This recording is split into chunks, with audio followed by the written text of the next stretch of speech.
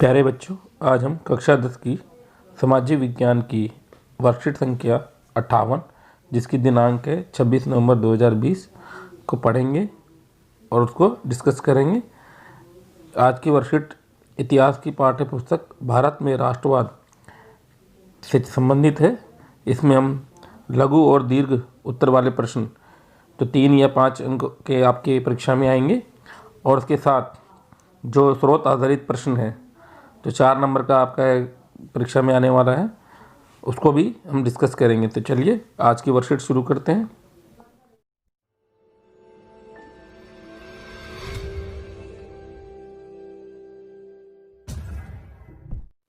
आज की वर्कशीट का प्रश्न नंबर 1 है, असहयोग आंदोलन आरंभ किए जाने के क्या कारण थे? इस आंदोलन में समाज के विभिन्न वर्गों की हिस्सेदारी पर प्रकाश डालिए। तो इसका जो उत्तर है, असहयोग आंदोलन निम्नलिखित कारणों से चलाया गया। पहला, भारतीयों ने प्रथम महायुद्ध में अंग्रेजों को पूरा सहयोग दिया था, परंतु महायुद्ध की समाप्ति पर अंग्रेजों ने भारतीय जनता का खूब शोषण किया। दूसरा, प्रथम विश्व युद्ध के दौरान भारत में प्लेग आदि महामारी फूट पड़ी, परंतु अंग्रेजी सरकार ने इसकी ओर कोई ध्यान न दिया। तीसरा, गांधी जी ने प्रथम विश्व युद्ध में अंग्रेजों की सहायता करने का प्रचार इस आशा से किया था कि वह भारत को स्वराज प्रदान करेंगे, परंतु युद्ध की समाप्ति पर ब्रिटिश सरकार ने गांधी जी की आशाओं पर पानी फेर दिया। चौथा, 1919 में ब्रिटिश सरकार ने रोलेट एक्ट पास कर दिया। इस कानून के कारण जनता में रोष फैल गया। पांचवा, रोलेट एक्ट के विरोध प्रदर्शन के लिए अमृतसर के जलियांवाला बाग में एक विशाल जनसभा हुई।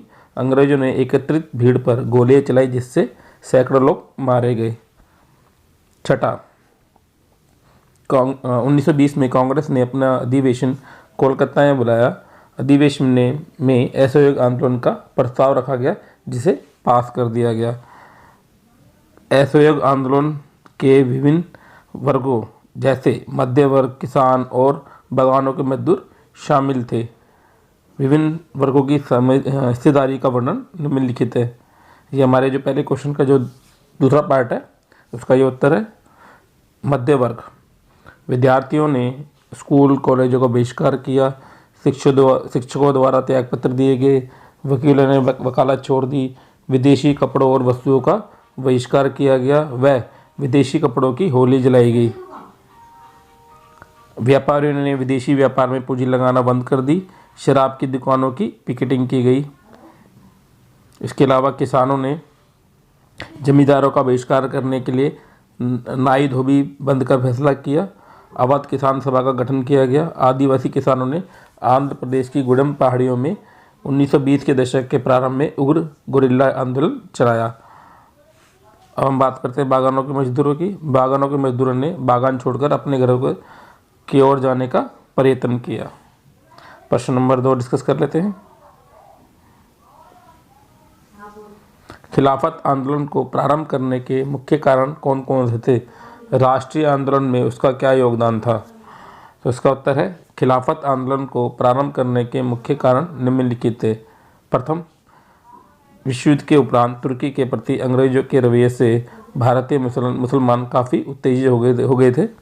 दूसरा, न केवल भारतीय मुसलमान अपितु संपूर्ण मुस्लिम जगत तुर्की के खलीफा को मानते थे। ऐसे में स्वाभाविक था कि मुसलमानों की सहानुभूति तुर्की के साथ थी।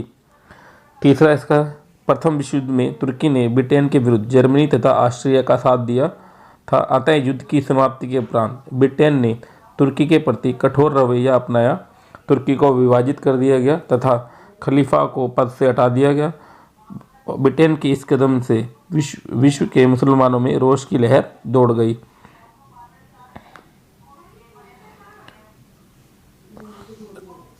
सेकंड प्रश्न का जो दूसरा पार्ट है उसका उत्तर, राष्ट्रीय आंदोलन में खिलाफत आंदोलन का क्या योगदान था? मुसलमानों का राष्ट्रीय आंदोलन में शामिल होना। इस आंदोलन के फलस्वरूप देश के मुसलमान राष्ट्रीय आंदोलन में शामिल हुए तथा राष्ट्र की मुख्यधारा से जुड़े।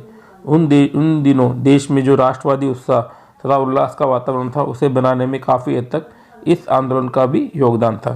दूसरा इसका है, हिंदू मुस्लिम एकता को बल। इस आंदोलन के फलस्वरूप हिंदू मुस्लिम एकता की भावना को बल मिला। दोनों ने मिलकर विदेशी सरकार के से संघर्ष किया तथा एक दूसरे की भावनाओं का आदर किया। प्रश्न नंबर 3, समाज के सभी वर्ग स्वराज की अमूर्त धारणा से समान रूप से प्रभावित नहीं थे। 1930 के दशक में सविनय अवज्ञा आंदोलन के संदर्भ में कथन की व्याख्या कीजिए। इसका उत्तर है, यह कथन सत्य है कि समाज के सभी वर्ग स्वराज की अमूर्त अवधारणा से समान रूप से प्रभावित नहीं थे। निम्न सामाजिक समूह ने सविनय अवज्ञा आंदोलन में भाग नहीं लिया। पहला जो वर्ग था वो दलित या अछूत वर्ग था। दलित वर्ग ने इसलिए भाग नहीं लिया क्योंकि कांग्रेस ने उनके हितों पर ध्यान नहीं दिया। वास्तव में कांग्रेस नेतृत्व रूढ़िवादी सवर्ण हिंदू सनातन पंथियों से भयभीत था। दूसरा, कुछ मुस्लिम संगठन 1920 के सहयोग एवं खिलाफत आंदोलन की असफलता के पश्चात मुसलमान कांग्रेस से नाराज थे। इसके अतिरिक्त हिंदू महासभा जैसे हिंदू धार्मिक राष्ट्रवादी संगठन कांग्रेस के निकट आ रहे थे, जिससे कांग्रेस और मुस्लिम लीग के बीच दूरियां बढ़ गई और कांग्रेस और मुस्लिम लीग में गठबंधन के प्रयास किए गए। परंतु 1928 में सर्वदलीय सम्मेलन में हिंदू महासभा के M.R. जयकर द्वारा समझौते की निंदा करने से पृथक निर्वाचन का प्रश्न हल नहीं हो सका। इसके परिणाम स्वरूप मुसलमानों के एक हिस्से ने आंदोलन में भाग नहीं लिया। प्रश्न नंबर 4, 31 जनवरी 1930 को वायसराय इरविन को महात्मा गांधी द्वारा लिखे पत्र में कौन सी दो मांगें की गई? नमक कानून की मांग सबसे महत्वपूर्ण मांग क्यों थी? तो उत्तर है, 31 जनवरी 1930 को गांधी जी ने वायसराय इरविन को एक पत्र लिखा। पत्र में उन्होंने 11 मांगों का उल्लेख किया था। इनमें से 2 प्रकार की मांगें शामिल थी। पहली सामान्य मांग, दूसरी उद्योगपतियों से लेकर किसानों तक से जुड़ी मांगें। नमक कानून की मांग सबसे महत्वपूर्ण थी क्योंकि नमक का अमीर गरीब सभी इस्तेमाल करते थे। यह भोजन का एक अभिन्न हिस्सा था। इसलिए नमक पर कर और उसके उत्पादन पर सरकारी इजारेदारी को महात्मा गांधी ने ब्रिटिश शासन का सबसे दमनकारी पहलू बताया था।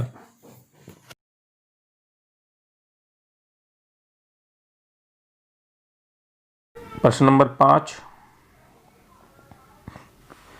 बगानों में काम करने वाले लोगों की महात्मा गांधी के विचार एवं स्वराज को लेकर अपनी अवधारणा थी। कथन का समर्थन कीजिए।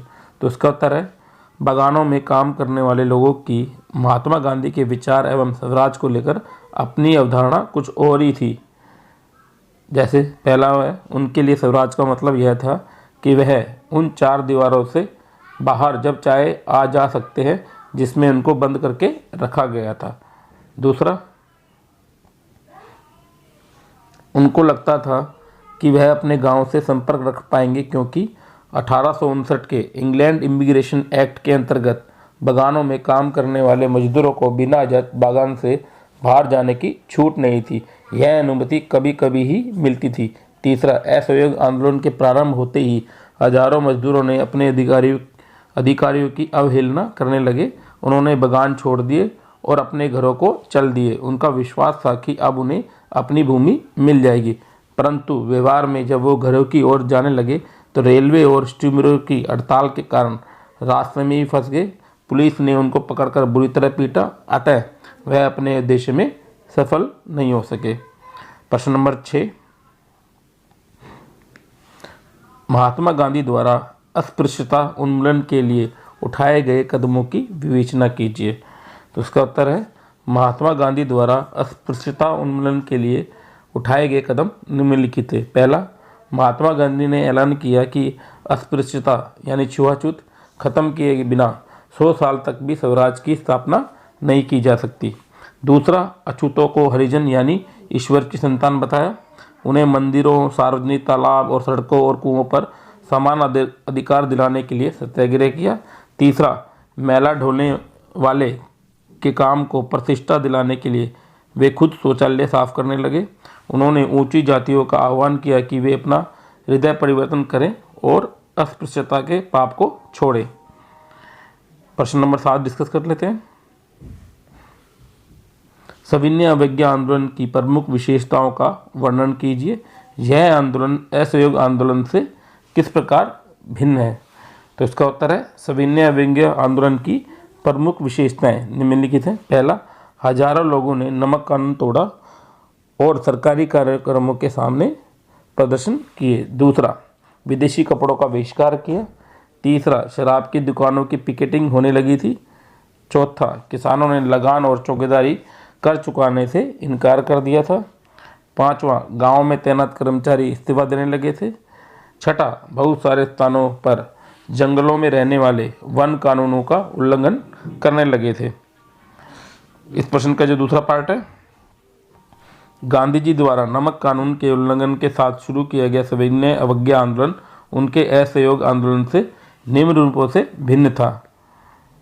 इसका उत्तर है, इस आंदोलन में कानून की अवज्ञा को मुख्य हथियार के रूप में प्रयोग किया गया, जबकि असहयोग आंदोलन का मुख्य उद्देश्य उपनिवेशी शासन से असहयोग था।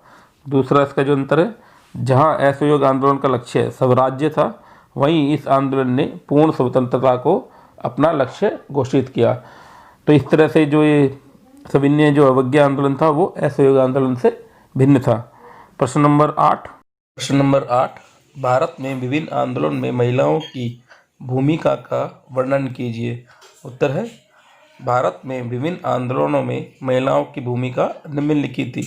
पहला, सविनय अवज्ञा आंदोलन में औरतों ने बड़े पैमाने पर हिस्सा लिया। गांधी जी के नमक सत्याग्रह के दौरान हजारों औरतें उनकी बात सुनने के लिए घर से बाहर आ जाती थी। उन्होंने जुलूस में हिस्सा लिया, नमक बनाया, विदेशी कपड़ों व शराब की दुकानों की पिकेटिंग की। बहुत सारी महिलाएं जेल भी गई।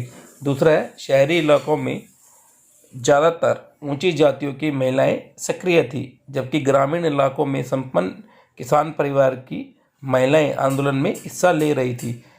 तीसरा है, गांधी जी के आह्वान के बाद औरतों को राष्ट्र की सेवा करना अपना पवित्र दायित्व दिखाई देने लगा था। चौथा, महात्मा गांधी के निर्देशन में शुरू किए गए असहयोग आंदोलन में भी पुरुष प्रधान समाज में महिलाओं का सबसे अधिक योगदान माना जाता है। प्रश्न नंबर 9, पूना पैक्ट पर संक्षिप्त टिप्पणी कीजिए। उत्तर है, दलितों के लिए अलग निर्वाचन क्षेत्र के सवाल पर दूसरे गोलमेज सम्मेलन में महात्मा गांधी का डॉक्टर अंबेडकर के साथ काफ़ी विवाद हुआ। जब ब्रिटिश सरकार ने डॉक्टर अंबेडकर की मांग मान ली तो गांधी जी आमरण अनशन पर बैठ गए। उनका मत था कि दलितों के लिए अलग निर्वाचन क्षेत्रों की व्यवस्था से समाज में उनके एकीकरण की प्रक्रिया धीमी पड़ जाएगी। आखिरकार डॉक्टर अंबेडकर ने गांधी जी की राय मान ली और सितंबर 1932 में पूना पैक्ट पर हस्ताक्षर कर दिए। इसमें दलित वर्गों, जिन्हें बाद में अनुसूचित जाति के नाम से जाना गया, को प्रांतीय एवं केंद्रीय विधान परिषदों में आरक्षित सीटें मिल गई। हालांकि उनके लिए मतदान सामान्य निर्वाचन क्षेत्रों में होता था। प्रश्न नंबर 10, भारत में लोगों ने साइमन कमीशन का विरोध क्यों किया? तो इसका उत्तर है, भारत में लोगों द्वारा साइमन कमीशन के विरोध किए जाने के कारण इस कमीशन में 7 सदस्य थे और सभी सदस्य ब्रिटिश थे। कोई भी भारतीय सदस्य इसमें शामिल नहीं था, जबकि साइमन कमीशन द्वारा रिपोर्ट भारत के लिए तैयार की जानी थी तो उसमें भारतीयों का होना लाजमी था, लेकिन अंग्रेज द्वारा इसकी अनदेखी की गई। तो ये हमारे जो 10 प्रश्न थे उनको हमने डिस्कस कर लिया। अब हम स्रोत आधारित प्रश्नों को डिस्कस करेंगे। स्रोत आधारित प्रश्न 4 अंक के आपकी परीक्षा में आएंगे। नीचे दिए गए अनुच्छेद को पढ़िए एवं पूछे गए प्रश्नों के उत्तर दीजिए। जो आज का जो अनुच्छेद है, जो कि हमारे भारत में राष्ट्रवाद से संबंधित है। सत्याग्रह शारीरिक बल नहीं है, सत्याग्रही अपने शत्रु को कष्ट नहीं पहुंचाता, वह अपने शत्रु का विनाश नहीं चाहता। सत्याग्रह के प्रयोग में दुर्भावना के लिए कोई स्थान नहीं होता। सत्याग्रह तो शुद्ध आत्मबल है, सत्य ही आत्मा का आधार होता है। सत्य किसका है? आधार होता है आत्मा का, इसीलिए इस बल को सत्याग्रह का नाम दिया गया।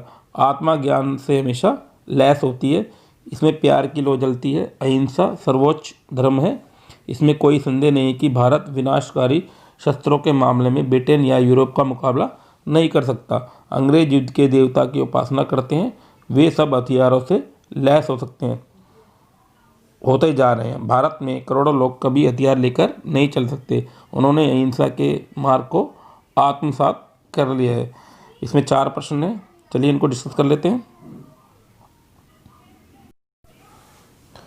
स्रोत आधारित प्रश्न का जो पहला क्वेश्चन है, सत्याग्रह से आप क्या समझते हैं? तो इसका उत्तर है, सत्याग्रह शब्द का अर्थ है सत्य का आग्रह। महात्मा गांधी का कहना था कि सत्याग्रह तो शुद्ध आत्मबल है, सत्य ही आत्मा का आधार होता है, इसलिए इस बल को सत्याग्रह नाम दिया गया। प्रश्न नंबर 2 है, आत्मा का मूल क्या है? तो इसका उत्तर है, आत्मा का मूल सत्य है। प्रश्न नंबर 3, युद्ध के देवता की उपासना कौन करता है? तो अंग्रेज युद्ध के देवता की उपासना करते हैं। प्रश्न नंबर 4, गद्यांश का सार अपने शब्दों में लिखिए। तो आप अपने हिसाब से भी लिख सकते हैं। तो गद्यांश का सार है, महात्मा गांधी का कहना है कि सत्य ही व्यक्ति का मूल होता है। व्यक्ति को अहिंसा के मार्ग पे चलते हुए हिंसा से दूर रहना चाहिए। अहिंसा के माध्यम से हम किसी का भी दिल जीत सकते हैं और बड़ी से बड़ी लड़ाई समाप्त कर सकते हैं। तो आज की वर्कशीट में इतना ही। Thank you.